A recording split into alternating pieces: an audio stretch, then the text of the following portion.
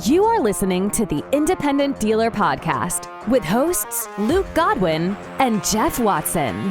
Hello and welcome to the Independent Dealer Podcast, brought to you by Buckeye Dealership Consulting. Luke, it is hot, still hot and humid, man. I'm sweating buckets, man.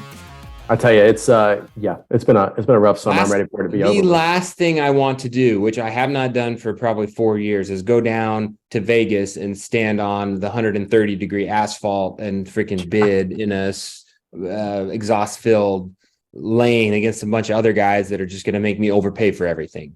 It's been 3 years since I've set foot in an auction lane, Jeff, and I don't regret any bit of not being in Orlando in the middle of summer when it's freaking 110 degrees, 85% humidity, and feel like 150. I'm good. I'm done with At that point, you're buying because you're angry, and you're buying because you want to get out there, or you're not buying because you're not buying. Freak out of there, right? I tell you, that's the worst feeling in the world, is to be in Orlando and work 4 auctions and not buy a car and it be 110 degrees, because that is the worst feeling in the world. And you're like, well, I could stand out here for another 2 hours and wait for these last 2 runs to go through, thinking you're going to steal them or get a deal on them. And then it doesn't happen. And they go through the roof. And then you're like, what in the world am I doing with my life? Then you got a 5 or 6 hour drive home, which is even better. Yeah. It's even better. So you guys, this is our housekeeping series. We're talking about, this is a great time to get your processes in order, right? Revisit what you're doing, maybe try something new, maybe tighten up a current process that you have. So this week, let's talk about inventory buying, right? Now, there's a lot of different options and places to get inventory, and there's a ton of strategies or techniques or people's personal preferences, right? So it's a touchy subject, man. It is a touchy subject, because talking to people about what cars are good or bad or how to buy, and there's some guys that they will laugh you up one side and down the other if you're not going to physically be there to inspect the car, right? If you're not starting it, driving it, like, how the hell do you know what you're getting? You got to put your hands on that sucker.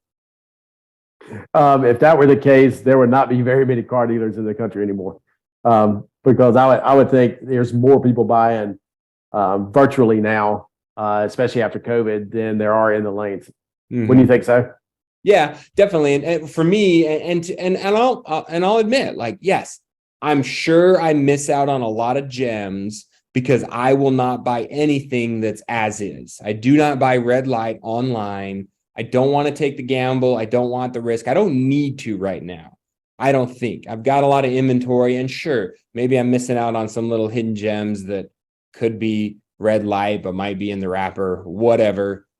If I really felt like I was missing out on money or having issues, I would go down and walk the lanes and kick all the tires and then battle against everybody else for that little as-is cream puff that we're all going to bid through the roof anyways. Yeah, and so I think what you're talking about is having a plan, Jeff. And I think that's number one when it comes to buying. You had a plan when you opened up your dealership, and who knows what that plan was. You may have decided that your plan was, I'm only going to sell high-end European cars, or your plan was, I'm only going to sell 2,500 under cars. Mm-hmm. But you had a plan. And so going into inventory buying without a plan, it's really a bad idea. So that plan may include, like mine does, with buying red light cars. But your plan is, no, I'm not buying red light cars. So that's my plan. Whatever it is, have a plan. If you don't have a plan, you're not gonna succeed. To me, this is one of the hardest parts, right? Because if you've got money for flooring and that's not your issue, it is really, really hard for me to stay disciplined on stuff that looks good and is cool and fun. And I mean, dude, don't even get me started on the freaking Rubicons I have out here that have sat, and the smart car, and the, some of these little freaking a bright gold transit van that just, I get so sucked in by like a bright green Kia Soul, man. Like, I don't care who you are. I will buy that in a second. I will buy that car. Oh my gosh. And it might sit for a long time. And now I start collecting all these really, really odd one-off cars that just don't fit my model, right? Instead of just sticking to my bread and butter, affordable third row SUVs. I start getting distracted by all these other things. So yes, having a plan and sticking to it. And part of that is your buy, don't buy list, right, Luke? We should all have formal buy and don't buy lists, because if it's you, obviously you got to stay disciplined, and we all have our preferences. Hopefully we're backing these up with as much facts as possible and not just anecdotal. Like I once had a Honda Odyssey that blew up on me, so I'm not buying those things because the transmissions are way too expensive, right? Yeah. Hopefully it's backed up by facts, but also someday you might want to let someone else handle this job for you, right? So if you've built out a great buy, don't buy list based on the performance, recon, whatever your factors are, it makes it a little bit easier to pass that off to somebody. Yeah. And this is one of the hardest things to pass off to someone. So it's very important to have that buy or no buy. So, it's going to change over the years too. So you need every once in a while need to audit that list. And because there have been times where we didn't buy certain Honda Accords, but now I buy every Honda Accord that I can, because we know how to fix them if they break. We know what to look for. We know what not to look for. So there's really a good idea to hone in on that list, write it down so you can pass it along. I'm not ready to pass along buying. I do have a buyer, but he buys what I tell him to buy. But it's one of those things. It's the hardest thing to let go of, but you really need to have an idea of what you should be looking at. Just the other day, Jeff, I was like, man, this 21 Tundra is really cheap. I should buy it. And something in the back of my head said, hold on, this is not your business plan. Stop doing it. And I stopped. And so, but you have to have that written down in the back of your head, wherever. Make sure you don't do stupid things like buy green souls. Yeah, green Kia souls sell like hotcakes, man. I will fight anyone that says differently. But yeah, I was looking at the same situation, a Tundra with a ton of bodywork, right? Oh man, dude, this is great. It's a killer deal. Like, we just got to replace 10 panels, that's not my thing. I don't have a body shop. I would have to do it at retail, I don't. So yes, it was a great deal. Thank goodness I did not pull the trigger, because it would cost me a fortune in these types of things. We used to buy every Traverse and Acadia and Equinox we could get our hands on, right? In hindsight, maybe not the best decision, because now they're all freaking blowing up like popcorn, man. It's nonstop. So yeah, like you said, those things change. Now, what also changes, Luke, is the sources that you get these cars from, right? So yeah. And that can be regional. It can be preference. I mean, certain auctions, certain online platforms have different, Odessa might have been a great place to get cars from, and now it might be horrible, right? You might decide, do you want to get things from CarMax or Carvana online auctions or backlots or ACV, or maybe you're someone that's just buying 100% from the public or 80% from the public, because all of a sudden the market's flipped, and now you've got that window of opportunity where the consumer or the public doesn't know that their cars are worth a lot more than what book is telling them it's worth, right? So there are those windows of arbitrage. So it's important to develop a lot. Yeah, and avenues. For sure. Some people are just super attached to buying at a very small regional auction. And that's fine if you're selling 5 cars a month. But what I would tell you to do, if you're that person, is that you need to branch out. Because that auction could be bought by Manheim tomorrow, right? Could be bought by Carvana tomorrow, whatever. You need to make sure that you have an idea of, if something changes, they could lose one account and all of a sudden you not have any cars to buy. So you need to make sure that you develop every source. There's a lot of sources out there. Cars are being traded in every day. Cars are being repossessed every day. The public's needing to sell cars every day. The government has to sell cars every day. So there's different resources that you need to make sure you have access to and develop them. Because if not, you're going to be hemmed in and not be able to sell the amount of cars you want to sell. Yeah. I mean, like 2018, 19, my brother-in-law, who was my old partner, who was my buyer, he spent every waking hour down at the new car store. He was there. He was buying them dinner. He was buddies with them and hanging out with them and everything. And that was the exclusive source for our inventory, was this new car group. And overnight turned off, right? Yep. CEO decided, nope, no more wholesaling. Everything goes to the auction. Boom. all that goodwill, everything that was built up, turned off overnight. So I'll admit right now, I'm definitely in a disadvantage. I buy 90% of my new stuff, outside of repos and trade-ins, comes from Manheim. It's easy for me. I understand the platform. And that's probably the next point I would bring up, Luke, is you need to understand. So yes, you want to develop a lot of sources, but if you're just a jack of all of them and you don't understand them, like backlots, I don't buy off backlots. It's semi-strong in my area. I don't understand their CRs. I hate their user experience. It doesn't work for me.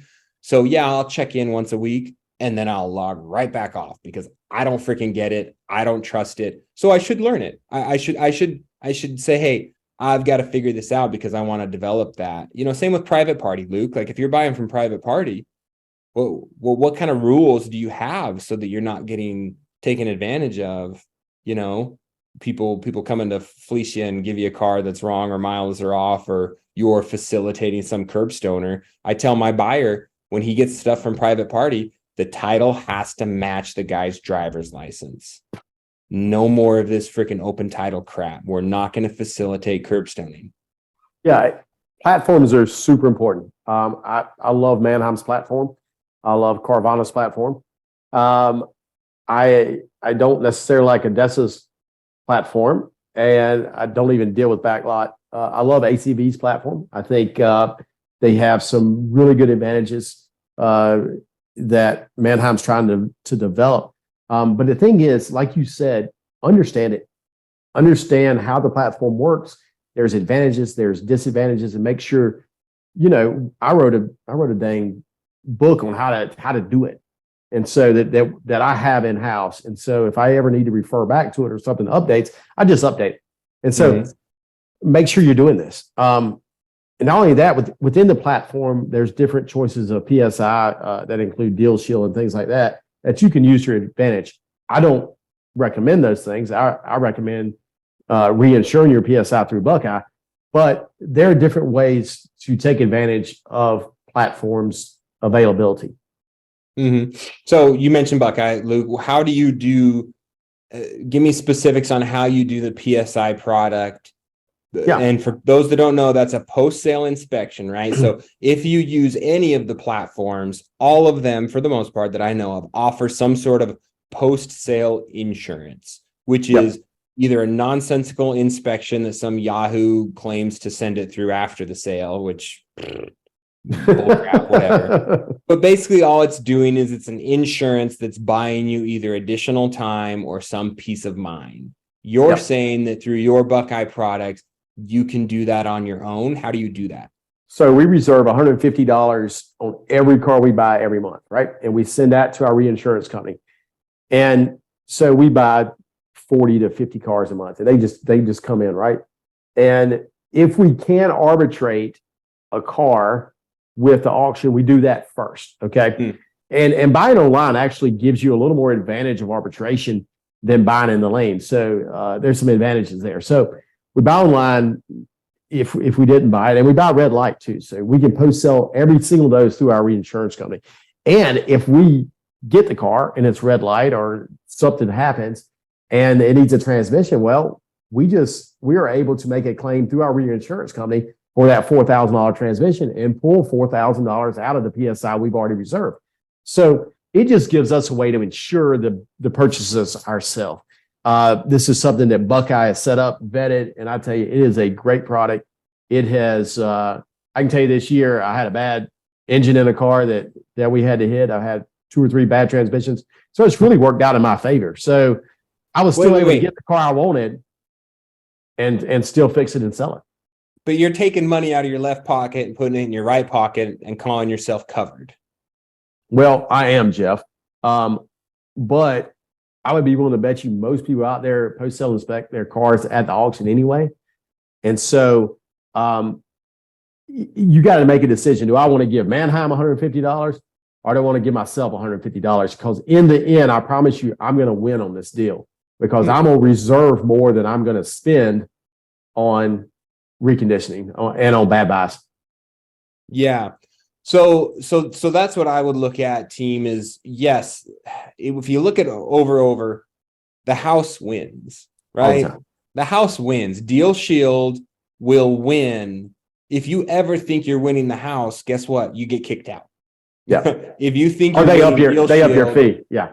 or if you're thinking they're going to up your fee, they're going to cut you off, right? So sure, if you're an unprofitable customer, you ain't going to be their customer any longer. If you're unprofitable to yourself, that's okay, because just like with your warranty, if you're reinsuring for your own warranties, yeah, you're taking money out of your right pocket and put in your left pocket, but you're also expensing that, right? Because your Deal Shield or your PSI, Luke, would be an expense to your company up front. And then if you have to bring that money back in as a warranty claim, then I assume that's shop income or something, you account for that money coming back in as income. But the net, you're able to keep in your reinsurance company, and you start building it up just like all those guys do, just like Deal Shield does, just like ACV, just like all these guys that have aftermarket, insurances, to make sure that they're doing the job they said they did. They said they inspected it and the transmission was good, but you got to pay them an extra $50 to have them re-inspect it and make sure it's good. And then you got to send it back to the auction, all these things. Anyway, this is the way I like to do it. Ridiculous. Yeah, we talk about that. We talk about, condition reports. And we kind of talk about know the rules of the platform. And condition reports are so important. I use condition reports in tandem with vehicle history reports to verify certain things, right? If the condition report says, hey, it was painted on the right side, well, if I pull the vehicle history report and it says that it was wrecked on the right side, I kind of know where I'm going, right? I also use it to look at mechanical faults. What you can see a lot of times is at the very end of the condition report, hey, this car has been serviced here, here, and here over the last 3 weeks for the same issue. So it tells me there's a further issue that I need to plan for, or don't buy the car. Or that the dealer has had this car, they bought the car at auction in January, and now it's August, and they still hadn't sold it. There might be something going on here. So there's always ways to use these two tools in tandem. Yeah, I like that. I like that time more than I like the short time. Wait, he's had it on his lot for 6 months and hasn't sold it. I get it. He's wholesaling it. He's had it on his lot for 6 days and he's wholesaling it. Oh, crap. You can use it both ways.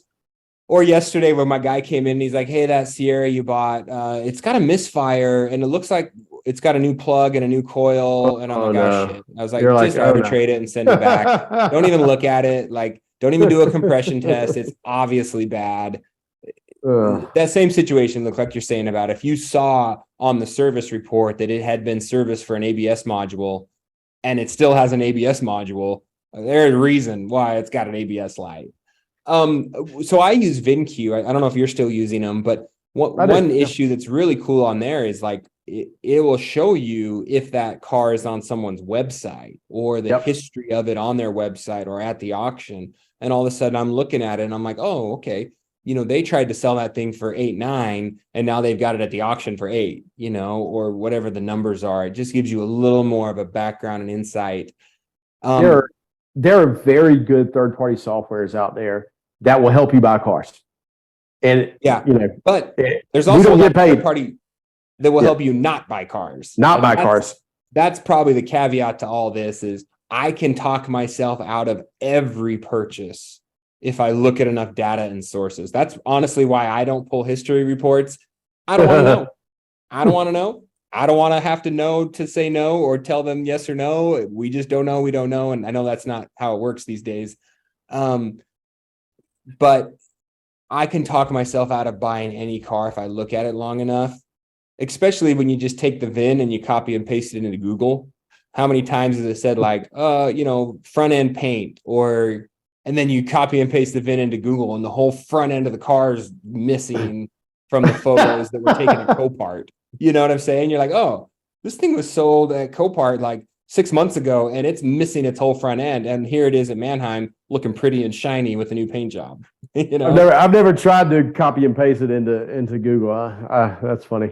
Funny. Sometimes it's great to, the Carfax might say front end damage. And then when you look at the photos that were posted by the, original auction house, it is a mess. Jeff, this is something that's near and dear to me, and it's something I brought up at CIADA when we were talking, and some people get so hamstrung into buying cars in certain places. And what I've decided is that in Columbia, South Carolina, there's not enough cars for me to survive with every other dealer. And so, we draw a big circle and we go, okay, we're going to buy cars within 1,000 miles of Columbia, South Carolina, because we believe that within 1,000 miles of Columbia, South Carolina, we're going to be able to get exactly what we need, not just what's available. So what I'm getting to here is don't be afraid to ship a car. If you develop your sources properly, you learn people's platforms, you can buy a car anywhere in the country. We even buy cars in California every once in a while. If it's the exact car we need, because we know it's going to be $1,000 to $1,200 to get it here. Well, if we factor that into the cost and into our profit, it's okay to buy that car because it might be cheaper out there. So don't be afraid to ship a car, because you may be able to find the exact car you're looking for somewhere else for less money and for less recon. These are all things that matter. Yeah, of course. Everyone wants to buy trucks out of Texas and cars out of Florida. Nobody wants to buy them in the Northeast. And if you're buying Teslas, you want to buy them out of California because they're a dime a dozen, and you want to ship them across the country. So yeah, the difference between a $200 shipping cost and a $1,200 shipping cost, even though that's $1,000 out the door to the shipper, it might be all the difference in whether or not you actually can move that car, or whether you even have the car on your lot to make any money on, right? That's the key. If you're in the Northeast, you're not finding trucks, right? You're not getting an affordable truck that's not completely rusted out. So yeah, you got to ship it from wherever, as long as that shipping difference is profit. Or like you talk about, you got to have it, no matter where it has to come from. Yeah, you ain't making money if you don't have it. So one thing on that, but before we do, the Primalend guys, obviously sponsors of the podcast. When we talk about buying inventory, flooring inventory, having the cash to buy inventory, or your dealership in general, I know Primalend is a great place to go if you're looking to get into your property. A lot of dealers, like Luke talked about in previous episodes, well, inventory is just too expensive. I can't get cars, blah, blah, blah, blah, blah. Okay, man, you're going to go out of business. Yeah. And you're going to fold up shop, and I'm going to come in and buy your location because it's prime and you didn't want to adapt. So when that plays out, which it is in my town, I have 2-3 dealers that have gone out in the last couple of months. One retired and 2 just folded up shop because they couldn't make money or didn't choose to make money. Great time to contact Primalend and make an offer on that property. Got to have a relationship, Jeff. And these guys are all about relationships, and they will help build your business, because most of us out there, when we think about our business, we want to grow and we want to get better and we want to do better things. And if you're listening to this podcast, I know that's the way it is. So call Primalend if you need cash. Yeah. And I want to touch on, last episode, we talked about KPIs and tracking. What's really, really important also is to track your sources, so hopefully your DMS will spit you out an Excel spreadsheet of all the cars you've bought in the last 6, 12 months, 24 months, and you can sort that by source of inventory. And then, so what I do every about 6 months is I look and I say, okay, how are my private party cars comparing to my auction cars through these different sources based on dollar recon? Or what I like to look at is total cost of car, purchase price recon compared to what is retail, quote unquote, high NADA book, whatever that number is, as long as it's consistent. Because my private party cars, I pay more for them, right? So if I just looked at what I'm paying for cars, then crap, why would I buy private party? It's more expensive. But when I look at it, what am I into it based on book after recon and everything else? Now that paints a different picture, right? So, whoa, I'm paying more. I'm spending less on it. It's going through recon faster. So I'm looking at those numbers to look at sources. And that's part of why I just completely cut off backlots. It just was not good for me. It wasn't a good source. I paid more and I spent more on recon. Yeah, we are actually currently, which is funny that you mentioned this, building a huge spreadsheet that's going to spit out all kind of data like this. And it's going to be very useful for me when it comes to buying. We're building it for recon more than anything, but I can use that recon data to help my buy, no buy list. So it's going to be, and that buy no buy list could even be, hey, you buy from this auction, but not from that auction too. So a lot of cool things you can use when you get that data and build the spreadsheet to tell you what to do. Mm-hmm. And what I do with my buy and no buy list is, obviously, guys, I'm sure you're all using saved searches inside these platforms, but I have those buckets that's just very quick to, like, hourly. Sometimes I'm refreshing these saved searches to see what's come up new on the auction. I'm a big fan. Like I said, I buy a lot through Cox, Manheim. I do most everything through buy it now or make an offer. I hate timed auctions. I hate waiting. I hate for that freaking 4:00 Eastern deadline to come up, and all of a sudden in the last 3 minutes, everything shoots through the roof. And I just spent all 24 hours thinking I was going to buy some of these cars, and they don't. So I'm a big fan of the buy it now. So yes, I'm refreshing my searches hourly, because if something new pops up, boom, I'm making a buy it now, or I'm making an offer, and I'm trying to snag that thing before the other person does. So, obviously save searches and having the time and availability to do that, for sure. I get it. Sometimes it's not the best use of my time sitting here just hitting the refresh button over and over and over, but you got to do it, right? Well, the cool things about those saved searches, you can actually get alerted by text message if something new hits the block. So you don't always have to be at your computer. So saved searches are something that are just amazing. You don't have to have that third-party software telling you where this car is if you have enough saved searches, because they will notify you. So use them. Use your buy no buy list to build those saved searches, because it will save you, just astronomical amount of time.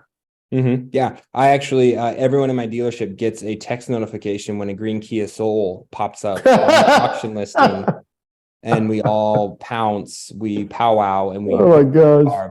The other thing, Luke, to wrap this up, to kind of put a pin in any other tips or techniques, obviously your technology is important. So whether that's third-party software, whether it's the physical technology that you're using, right? So if you have to go out, you'll see some of those guys in the new car stores, or the big wholesalers, or the dudes that have got like 15 computer screens, and they got a different lane on each one, and it looks like they're launching satellites for NASA.